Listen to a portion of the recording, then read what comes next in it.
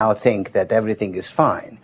But the fact is that the system is broke and it needs fixing. What you're doing is asking some form of regulation to protect the world against you.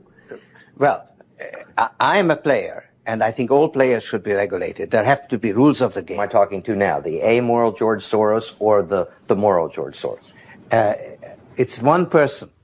It's one person who at one time engages in amoral activities and at the rest of the time tries to be moral. I am basically there to make money. I cannot and do not look at the social consequences of what I do. I don't feel guilty because I'm engaged in an amoral activity which is not meant to have anything to do with guilt. Are you religious? No. Do you believe in God?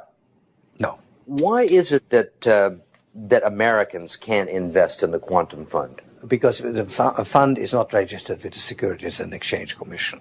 We are not licensed to do business in the United States. That's right. Because? Because we are not registered with the Securities and Exchange Commission. Because we find it more convenient to operate without it. So in some ways it's to escape regulation. Yeah, that's right. But you've been sitting here talking about the need for regulation. Yes, and whatever regulations are imposed, we will obey. We already conform to everything. He's backed away from the day-to-day operation of his businesses and is giving away his billions now with the same determination that he made them in places like Haiti, a country that has less money in the bank than he does. Last month, he brought the First Lady with him for a look at some of the projects his foundation is funding.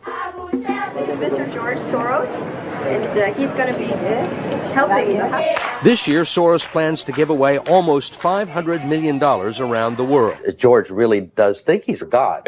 I mean, if you think that you're God and you go into financial markets, you're bound to come out broke. So the fact that I'm not broke shows that I don't believe that I'm God.